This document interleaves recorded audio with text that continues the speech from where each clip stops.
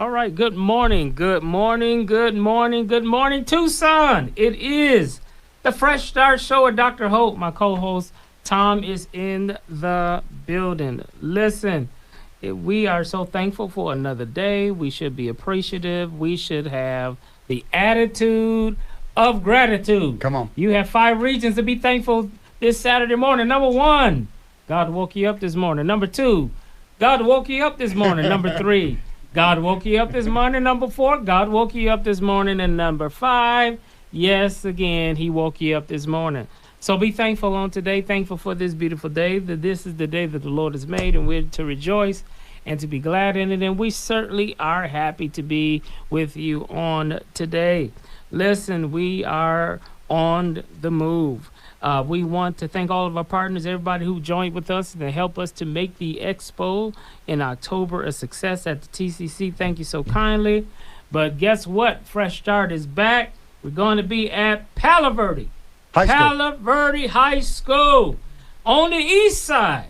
So come on out and join us on Saturday, December 16th from 9 a.m. to 1 p.m. We got all of the giveaways and the holiday share. Fresh Start is partnering with TUSD with our guy, Jeff Sawyer, who's going to be a major partner as we partner together. Yeah. We have TPD at the table that's going to be helping us, Goodwill at the table. So, yes, we are looking for a great time on Saturday. So come on out. We will have Santa Claus for the kids. We got toys. We got food. We have clothes. We have resources. And we are looking to have a great time. So come on out. Don't forget, Saturday, December 16th at Palo Verde High School at 9 a.m. I would recommend that you come a little bit early. I would recommend that you don't show up at 9. We are starting at 9. So come on out early. I already can see, like we had last year, a long line of families looking to get some help. Listen, we want to help our needy families. We know it's tight. This year, inflation is real. Food is ridiculous. Lately, I can go to Walmart or Safeway and only have 4 or 5 items, and I'm already over $100. That's real. I cannot believe that I went to McDonald's to get an egg McMuffin and a hash brown, and it was $8.90. My God, where's going on? I remember, you remember, that we could go to McDonald's, get a large coffee for $1. Yeah. We can get 2 sandwiches for $3. Come on here. What is going on? So this is the reason why, my friends, that we are here to be a lending hand to help put some toys and some gifts under the tree. We want to put some smiles on our children's face, on our parents' face. We want to let you know we just don't help people with felony convictions. We are bigger and broader than that. That's right. We are more holistic in our services, and we know that our friends and our families, whether if you are low income and don't have all of the money that you want, or you're formerly incarcerated, just getting out of prison, don't have a job, and don't have any income, and Christmas is coming, and you want to be able to put some items under the tree and put some Christmas dinner on that table. Fresh Start is here for you. So we're excited. So join us on that Saturday, just in a few weeks. 2 weeks from now, we will be at Palo Verde from 9 a.m. to 1 p.m. Our Christmas giveaway and our holiday share. Remember, TUSD is with us. Jeff Sawyer is partnering. And so we decided to put our resources together instead of be fragmented and divided and have 2 different events come on. We just better together. Yeah. And so we putting it all together. So we're thankful for the fire department is going to be bringing us some food boxes. We're thankful for TBD bringing us some toys and bringing us some resources. We give a shout out to Chief Kazmar, the police chief, for agreeing to partner with us. So we just want to be better together. We want to make things better. We want to help people. We want to put smiles on people's face. And we must also know holidays can be a mental health issue. A lot of people get depressed and have anxiety around this season. A lot of people are grieving because loved ones have passed away. So there's a missing person at the dinner table this holiday season. So Yeah. we know that people are going through different things. So we want to do all we can to just help people. So just please put that shout out. Please get the word out. Community schools, churches, synagogues, whatever. If you are in need, come join us on December 16th. That Saturday, December 16th, from 9 a.m. to 1 p.m. is going down. We want to be able to be a blessing to our city and be a blessing to our community. Listen, we are so excited. We have a special guest in the house, and we know that outside of employment, one of the big things that's still an issue with people who have been formerly incarcerated, and not just incarcerated, I believe there is an intersectionality between incarceration and homelessness and veterans. That's we right. also have That's right. people who have went across into different countries to fight for our freedom, and when they come back, they absolutely have nothing to have, even a place to stay, which is crazy to me. So so when I think about this issue, it goes into several different sections, from homelessness, from veterans, from people who've been formerly incarcerated, people who've been who've lost their job, all kind of different things. So we want to make sure that you have a place to stay. It's getting cold out here. I just got back from Chicago, and I said, man, if some buses for refugees are sent to the Windy City right now, They're going to freeze. they're gonna freeze to death. Yeah. I mean, we talking about at nighttime, 22 degrees Yeah. at night, wind chill below zero. Yeah. Okay, frostbite is real, hypothermia is real, freezing to death is real. So we want to be having some serious, not just conversations, but robust approach to what our next steps. Because everybody want to have listening sessions. You are talking me to death in Tucson. Yeah. We know what the issues are. We Doing don't- sessions. Yeah, doing sessions. So we Yeah. don't have to go over this over and over and over. So we're excited for our guest today.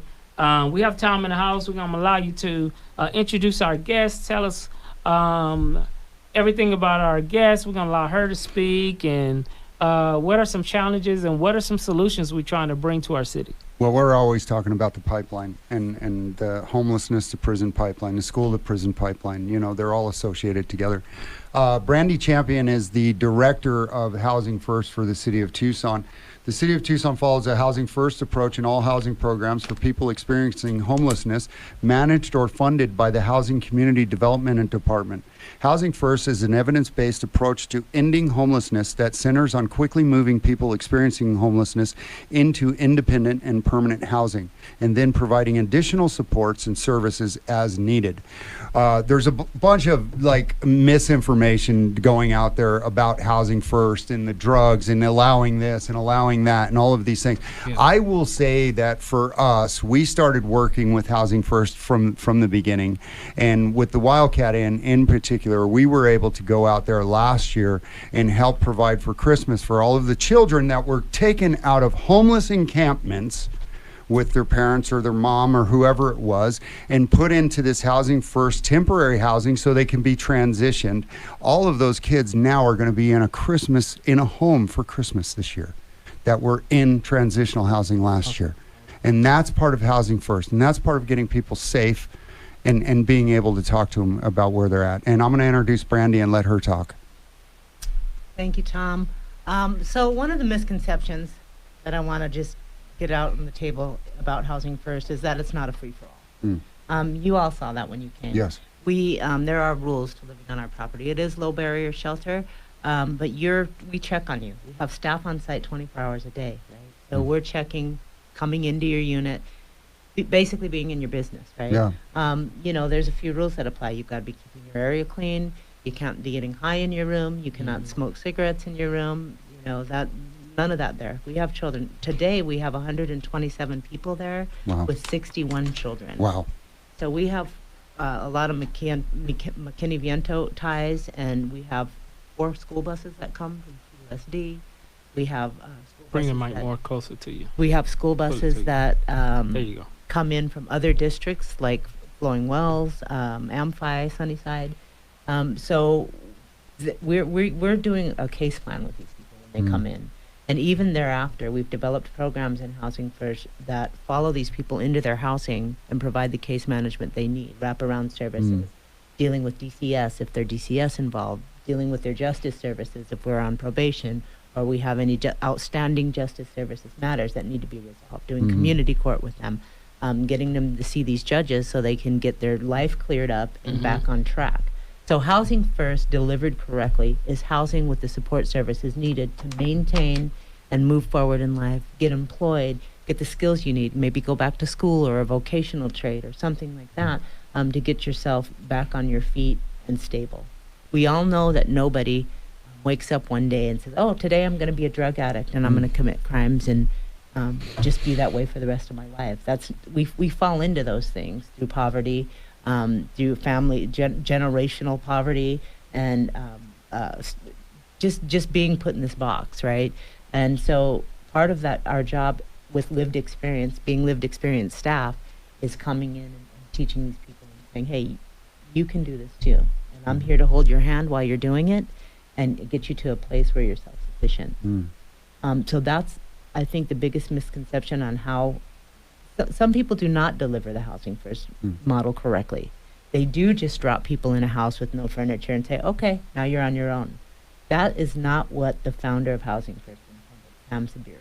Right. He intended for you to have those wraparound services and the support, instead of being really top heavy, thinking about your bottom direct service staff and loading up there on that staff that can really provide that service, and then taking care of your staff that are taking care of those humans so that everybody has a good Yeah. outcome.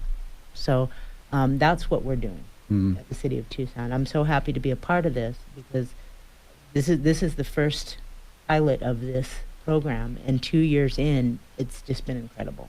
We've gone from 4 staff in our area, with me 5, to now 33. We have our Wow. own budget manager. We have our own grant writer. So, and we're partnering with people like For Tucson, the water walkers, all of the people that Yeah. come into our property and help us make changes in these people's lives, help them see a different way of living. And it's really exciting. I get really passionate about it. There's other things that we're talking about. I went with For Tucson to visit Austin. And it was the Community First Village. Beautiful. I want that here. There's people in the community already talking about it, other faith-based organizations, some of our private people that are interested in taking part in that. Mhm. So I'm looking forward to those conversations because that's what we need. I just want to throw out a few numbers, if that's okay, Doctor. Yes. So we need an additional 1,367 shelter beds Wow. to bring everybody inside at this point, right? We also need an additional 4,901 units of supportive housing. And supportive housing meaning you're gonna get that one-on-one care from that person that's gonna come in your house, find out what's happening, be in your life, and do as much harm reduction on whatever's happening in your life to get you to a place where you're self-reliant. Yes, Housing First is dealing with you where you are at right now, how you are. If you're addicted, yeah, we're gonna put you in a shelter, low barrier shelter or housing, but we're also gonna work on getting you off of your addiction, out of your addiction, because we all know that you can't be successful long term if you're also battling an addiction, right? Yeah. So No. you can't get employed, you cannot get stabilized, you cannot care for your children properly if you're doing all those other things. So that's what our Housing First model is, and that's how we deliver it. As you witnessed. Amen. Yeah, and safety first. And I mean, Dr. Holt and I are always talking about the traumas that are experienced, and you're not able to expose any of that stuff if you're not feeling safe.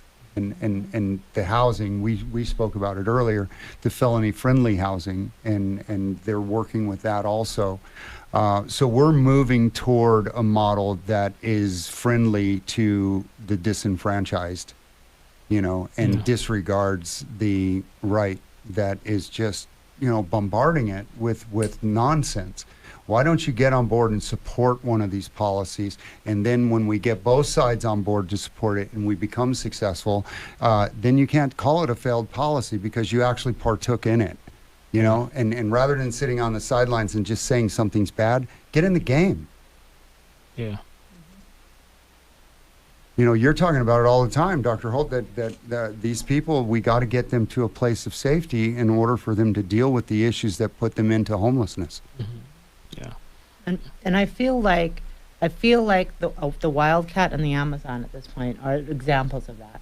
Because these families that have small children that are experiencing homelessness, maybe living in their car or bouncing around from house to house, even though you have places to go for tonight, those people are probably telling you, you got to move on tomorrow, right? And what do parents do? They're fearful of coming forward because, God forbid, they get DCS involved for being homeless. We are opening that door with the Wildcat. I mean, 61 children, single mothers, single dads, mom and dad couples, whatever your household is, we accept you. And they're going to be indoors for Christmas. And they're going to be indoors. And the families that you all helped last year, I'd just like to add, a few of those families were given from another community organization Thanksgiving dinners, full Thanksgiving dinners. So, and we got to like get the pictures of all of that afterwards and see their meal prepared, and it's just beautiful. When we come together as a community, because this is not just a city issue, not just a county issue, not just a police issue, not just a emergency services issue. This is a community issue. In order for our community, we've all got to come together. We need to rely on the faith-based organizations. I know that a lot of times there's a split between government and faith-based organizations. Not anymore. Amen. At this point, we're bringing it together and proving and showing and piloting all these different partnerships so that we can show that we need everybody. We need everybody on board to solve the homelessness issue in this community. Totally agree. Yeah, that is correct. That is correct. It's a village issue, Mm-hmm. and and many of the answers and solutions are already in the community. If we would just come together and we'd be a catalyst, we have more wraparound approach for our services, and all of us bring our expertise in our lanes to make this happen. And so, yeah, the time is now. Yeah. You know, the time is now, and I'm happy to hear that government is being open to having faith-based communities and churches and houses of worship and different ministries coming to the table, because a lot of the experts go to somebody's church, believe it or not. You know what I'm That's saying? the truth, yeah. You're like, man, we need more therapists, we need more dentists, we need more doctors, and believe it or not, They're sitting in the pews. they're sitting in the pews, and because it's not an usher, because it's not a choir, they're just sitting dormant. Right. And so I think that we can activate a lot of the gifts and resources that's already available, already at the table, that's willing to do something if we would just create a space and create a opportunity to help people who are homeless. And I still don't think America understands how detrimental it is until you are actually homeless. I mean, to not have a place to stay, man, I mean, that just keeps you stuck in that flight or flight. You're not safe because you're not in a brick or mortar. I mean, we ain't even talking about criminal activity. We talking about the natural elements can take you out, right? Yeah. And so everyone should be able to, every American should be able to have an opportunity to have a place to stay and have basic needs, have water and like warm electricity, food and things of that nature. So we just got to keep pushing the narrative. We have to continue to speak truth to power.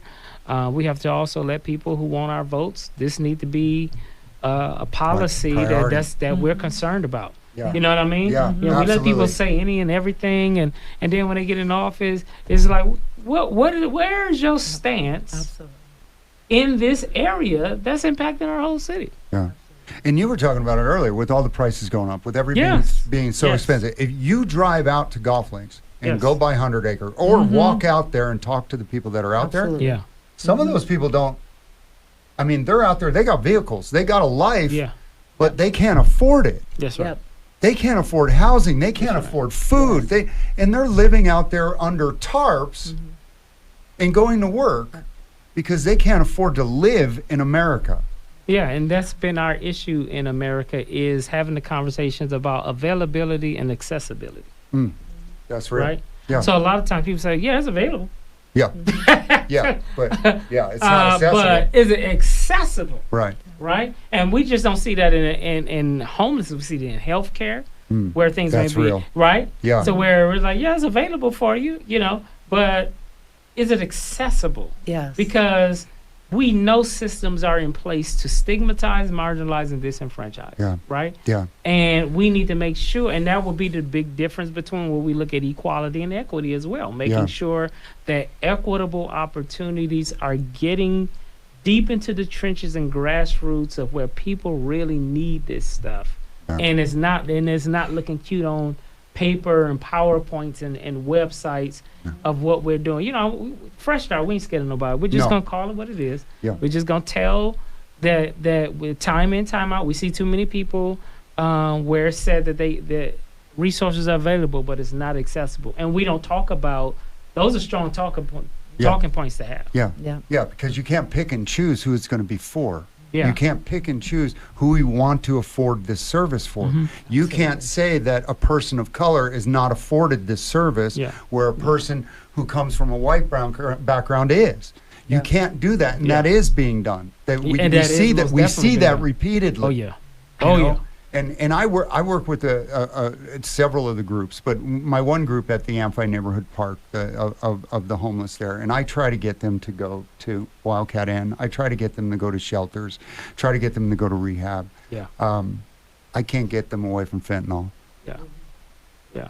It's a tough thing that we're doing. and safety first. You Yeah. know, I Yeah. can't get them. I mean, I Yeah, can't. I mean, dysregulation, you can't help people in dysregulation. Now, I speak as a doctor, that's a lot of issues. If I'm on opioids and fentanyl and meth and I'm dealing with all of these traumas that got me in this fight or flight, that Yeah. means then my sympathetic nervous system is heightened, Mhm. right? So Yeah. you lose, so the frontal lobe is hijacked. Yeah. So I can say whatever I should be saying to somebody whose frontal lobe is hijacked, and it ain't going anywhere. No. Yeah. That's just science. No. Yep. That's just science, Mhm. right? No. So we got to get that person into regulation and feeling safety, giving them some basic needs. I mean, even if we go on the faith side, before I get deep theologically, you're not listening to scripture when your stomach is growling, Yeah, that's Yeah. right. right? Yeah. You're hungry. Even Jesus Yeah. knew the playbook. Yeah. Yeah. We got to feed those physical needs so that we can be able to deal with the mental, emotional, spiritual needs. Mhm. You know, we only got a few moments, but He fed the crowd before he gave them the sermon, bro. yeah, and that's the playbook. And I think that has a lot to do with what Housing First is about, right? Yeah, Taking care of those basic Yes. human needs, yes, and Yes. then working on Yeah. holistically healing that's right. along the Value way. That's what it human should be. life. through other people that have that same lived experience, Yeah. Amen. Yeah, right? yeah, And know, hey, I know where you're coming from, bro. I'm here to help you. yeah, Let's do this together, yeah. right? And it's cool. I've met her staff. They came up to talk at the conference room. All of them lived experience. All of them passionate. All of them just love. Good. You know. 'Cause that's what it's gonna take. All right, we're on the final 2-minute countdown. Want to give you 30 seconds. What do you want to close out with? What do you want us to know? I just want to say that this administration, our mayor, city manager, our city council is very driven to do these things. I live in a division with another division, community safety, health, and wellness, and we are tasked with trying to come up with solutions to this issue, along with our higher leadership, which I think is cool. We Yeah. have an opportunity right now in this community. We have the reach all the way from the top to the person experiencing homelessness on the ground. Yeah, And this is a time for everybody to come together and stop pointing fingers and saying, how this doesn't work or that doesn't work. And let's just try it. Let's try it and break it and revamp it as we go. Yes, That's what we yes. need to do. awesome. We need to figure out what does work so we Yeah. can solve this issue. All right, we out of time. Tom, what we got going on in the community? We can lift it together. We have a partner, Sports Clips, and they're doing on December 6th at their corporate location off of Oracle. They're doing crew cuts. Nice. Flat tops. Nice. So Yeah. anybody wants a flat top, they need models to go out there and get flat tops so that they can teach the kids. And they partner with us at Fresh Start, and they come out and give free haircuts for us. So please go out there and help them out by being a model and getting a flat top. Awesome. You heard it. Listen, we are excited for great things that's coming down to the pipeline. And let me say, we are really blessed to have a mayor, the city council, a city manager who's committed to this work. And we're so thankful to be able to have good leadership for our city. And I think we need to celebrate that more than just always talk about complaints. And so, but we're out of time. Join us every Saturday, 7:30 at the Fresh Start. on 106 The Groove. We're here every Saturday morning at 7:30 a.m. and we're excited for what's going on in our city. Tune in and let's bring more solutions, and our city is going to be better. It's a village. Take care.